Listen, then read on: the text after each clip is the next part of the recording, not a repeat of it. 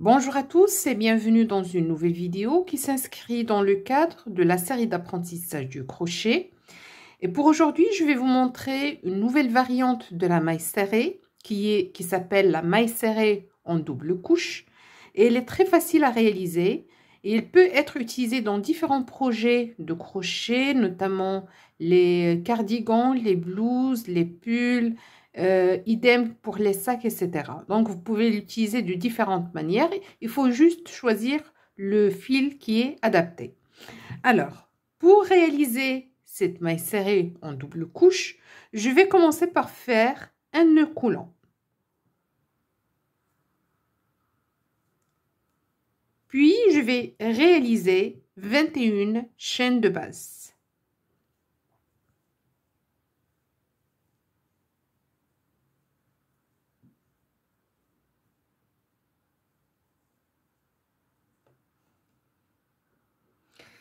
Alors là, je viens de terminer la chaînette de base. Évidemment, vous pouvez faire la longueur qui vous convient pour vous entraîner.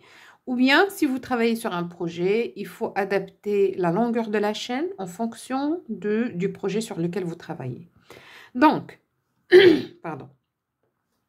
Alors, je vais sauter cette première chaîne ici et je vais travailler dans la deuxième pour réaliser une maille serrée normale. Donc, voici ma première maille serrée. Je vais juste placer un marqueur au niveau de cette première maille ici. Alors, pour la maille serrée, évidemment, il y a un tutoriel à ce niveau-là. Vous pouvez le visualiser. Alors, il faut juste piquer, faire un jeté, tirer deux boucles, un jeté. Je passe à travers les deux boucles. C'est aussi simple que ça. Alors, de mon côté, je vais continuer comme ceci à faire des mailles serrées tout au long de mon rang, du premier rang. Puis, je vous retrouve tout à l'heure pour vous montrer, bien sûr, la suite.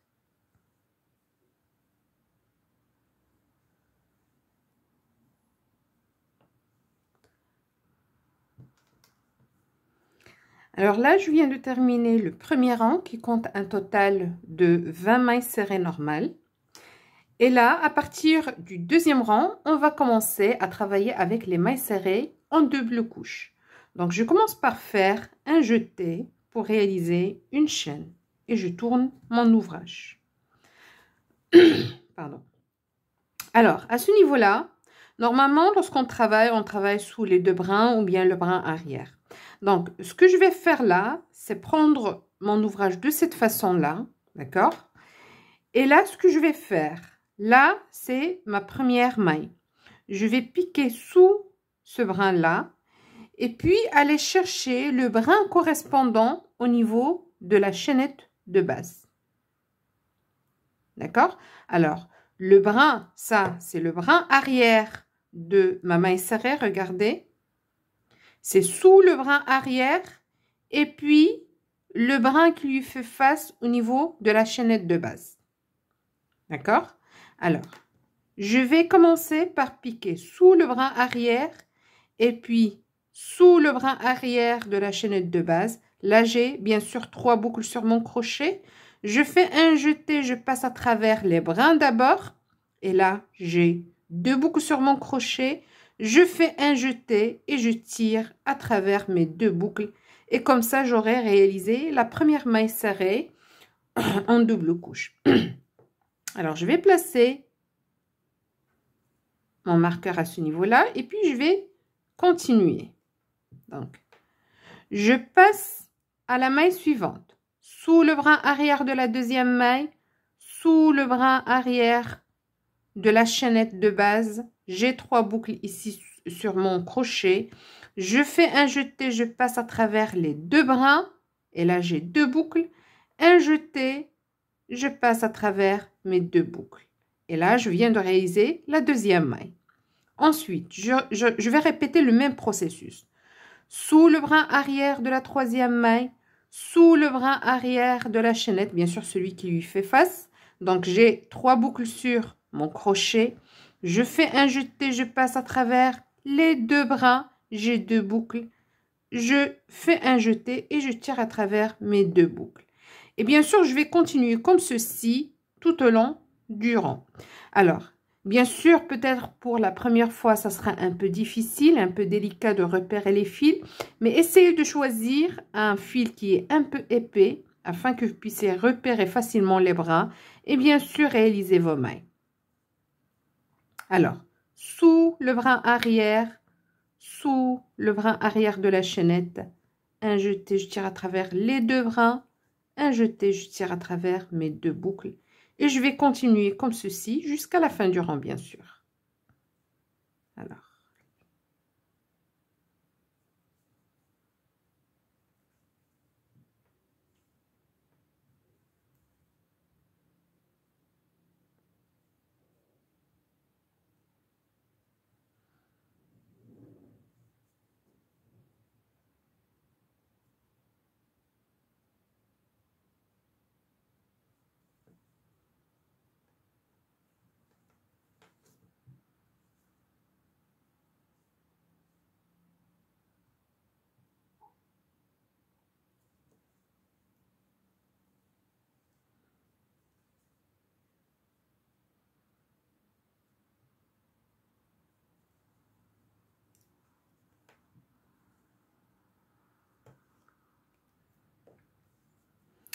Alors là, comme vous pouvez constater, j'ai terminé le premier rang de mailles serrées. J'ai un total de 20 mailles serrées, étant donné que la chaînette de base compte 21 chaînes. Pardon. Et donc là, après avoir terminé le premier rang, je vais faire une chaîne et puis je tourne l'ouvrage pour commencer le travail. Alors, à partir du deuxième rang, je vais réaliser la maille serrée en double couche. Alors, je vais vous expliquer. Normalement, on pique au niveau de la première maille ici et puis on continue pour la maille serrée normale. Alors là, ce qu'on va faire pour la maille serrée en double, on va un peu voir ce côté-là. D'accord? C'est la face. Et là, alors là, j'ai la première maille, je vais la sauter et donc je vais travailler au niveau de la deuxième maille. Alors, ce que je vais faire, je vais passer sous le brin arrière de cette maille et puis sous le brin arrière de la chaînette de base, comme ceci. D'accord? Alors, je pique ici sous le brin arrière, puis sous le brin arrière de ma chaînette de base et donc j'ai 3 boucles sur mon crochet. Je fais un jeté et je passe à travers les deux brins comme ceci et donc j'aurai 2 boucles. Et je fais un jeté et je passe à travers mes 2 boucles. Et là, je viens de réaliser la première maille serrée en double couche du deuxième rang. Voilà. Et puis, je vais continuer de la même manière au niveau des autres mailles. Sous le brin arrière et puis sous le brin arrière de la chaînette de base. Alors, je vais essayer juste de prendre le brin, voilà. Là, j'ai 3 boucles comme vous pouvez constater. Je fais un jeté, je passe à travers les 2 brins. J'ai 2 boucles sur mon crochet. Je fais un jeté et je passe à travers mes 2 boucles. Et là, je viens de réaliser la deuxième. Et je vais continuer de la même manière. Sous le brin arrière de la maille, puis sous le brin arrière de la chaînette de base, ici. Un jeté, je tire à travers les brins, j'ai 2 boucles. Un jeté, je passe à travers mes 2 boucles.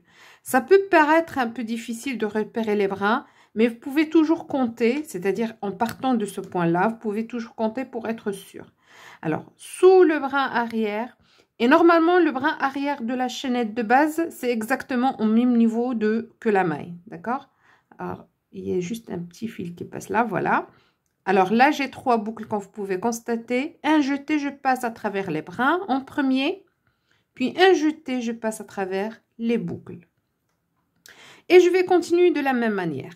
Alors, je vous invite, si vous voulez vous exercer, de choisir un fil qui est un peu épais. Ça va vous faciliter de repérer, bien sûr, les mailles et les brins des mailles. Alors, un jeté, je passe à travers les 2 brins. Un jeté, je passe à travers les 2 boucles. Et je continue de la même manière. Sous le brin arrière de la maille, sous le brin arrière de ma chaînette de base, un jeté, je passe à travers les 2 brins. Un jeté, je passe à travers les 2 boucles. Alors, de mon côté, je vais continuer comme ceci jusqu'à la fin du rang. Puis, je vous retrouve tout à l'heure pour vous montrer bien sûr la suite.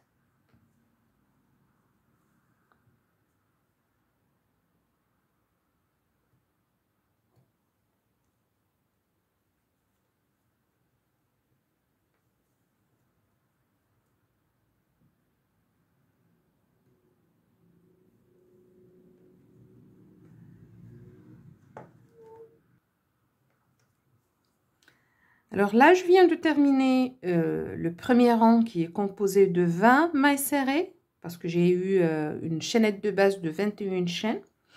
Et là, je vais commencer donc le deuxième rang. Alors pour le deuxième rang, c'est là où je vais réaliser des mailles serrées en double couche. Donc je vais commencer par faire une chaîne comme pour la maille serrée normale. Puis je tourne l'ouvrage. Et d'habitude, lorsque je réalise une maille serrée normale, je pique sous les deux brins de la maille, d'accord? Mais là, ça sera différent. Alors, je vais juste prendre ou bien aligner comme ceci mon ouvrage sur la face ici. Et là, je vais travailler sous le brin arrière de la première maille. Et puis, je vais essayer de vous montrer de l'autre côté. Alors, sous le brin arrière de la première maille et sous le brin arrière de la chaînette de base, comme ceci. D'accord? Alors, je pique donc dans la première maille sous le brin arrière, puis sous le brin arrière de la chaînette de base à ce niveau-là. Et du coup, j'aurai 3 boucles sur mon crochet. Ensuite, je vais faire un jeté, je passe à travers les brins, les 2 brins. Et là, j'aurai 2 boucles sur mon crochet. Je fais un autre jeté et je réalise ma première maille serrée en double couche. D'accord? Alors là, je vais placer juste le marqueur pour que je puisse repérer ma maille serrée par la suite.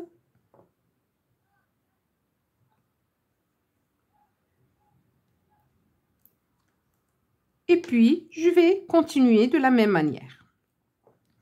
Alors là, je viens de travailler au niveau de la première maille ici. Donc, je vais continuer au niveau des autres mailles.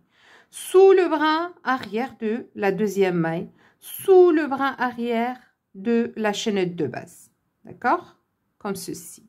Et là, j'ai également 3 boucles sur le crochet. Je fais un jeté, je passe à travers les 2 brins, puis j'ai 2 boucles qui restent. Un jeté, je passe à travers les 2 boucles. Et là, je viens de réaliser la deuxième maille serrée en double couche. Donc, voilà la première, voilà la deuxième. Et je vais continuer de la même manière. Je pique sous le brin arrière de la maille, puis sous le brin arrière de la chaînette de base. Alors, c'est facile de repérer le brin arrière de la chaînette de base parce qu'il fait face à celui de la maille. D'accord? Alors là, j'ai 3 boucles sur mon crochet. Je fais un jeté, je tire à travers les brins, et là j'ai 2 boucles. Un jeté, je passe à travers les 2 boucles. Alors, je pique sous le brin arrière de la maille, puis sous le brin arrière de la chaînette de base. J'ai 3 boucles. Un jeté, je passe à travers les 2 brins. J'ai 2 boucles. Un jeté, je passe à travers mes 2 boucles. Et je vais continuer comme ceci jusqu'à la fin du rang, bien sûr. Alors, je vous invite à essayer de travailler ou bien à vous exercer sur un fil un peu épais pour que vous puissiez repérer facilement les brins. Ça sera beaucoup plus facile. Et puis, une fois que vous aurez maîtrisé la technique, vous pouvez avancer beaucoup plus facilement sur votre ouvrage. Autre chose, ça peut paraître un peu, si vous travaillez avec cette maille, vous allez constater peut-être que l'ouvrage n'avance pas aussi rapidement que ça, mais c'est normal. C'est juste normal parce que vous avez l'impression que vous travaillez sur le rang précédent.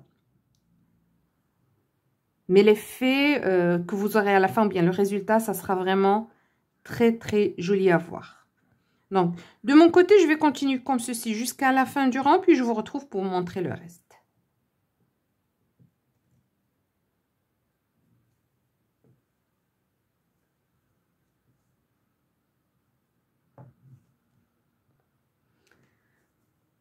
Alors, regardez ici, on vient de terminer notre rang de mailles serrées en double couche, comme vous pouvez constater. Et là, bien sûr, j'ai 20 mailles serrées en double couche. Je vais faire une chaîne de la manière habituelle pour la maille serrée. Et je tourne l'ouvrage pour travailler dans l'autre sens. Alors, ce que je vais faire là, comme tout à l'heure, je travaille sous le brin arrière, puis sous le brin arrière de l'autre côté. D'accord? Alors, sous le brin arrière. Et je vais commencer sous le brin arrière ici, à ce niveau-là. Je fais un jeté, je passe à travers les brins, j'ai 2 boucles, un jeté, je passe à travers les 2 boucles et je replace évidemment le marqueur au niveau de cette maille que je viens de réaliser. Comme ceci. Puis je continue sous le brin arrière de la maille, sous le brin arrière de l'autre côté, je fais un jeté, je tire, j'ai 2 boucles, un jeté, je passe à travers les 2 boucles. Et je vais continuer comme ceci jusqu'à la fin du rang. De mon côté, ce que je vais faire, je vais réaliser beaucoup plus de rangs, pas beaucoup plus, mais quelques rangs supplémentaires, afin que vous puissiez voir l'effet que ça donne de travailler ce type de maille.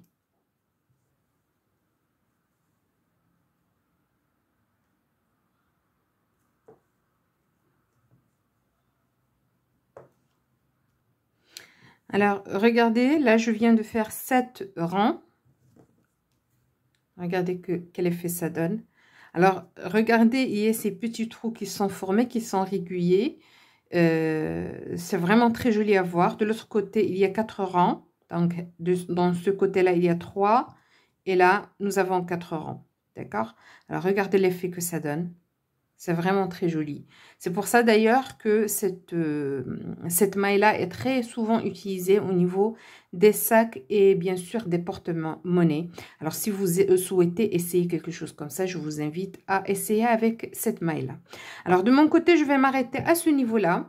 J'espère que les explications ont été claires, que vous avez apprécié le contenu de cette vidéo. Si c'est le cas, n'hésitez pas à liker, commenter, partager s'il vous plaît. Et pour les nouveaux visiteurs, je vous invite à vous abonner.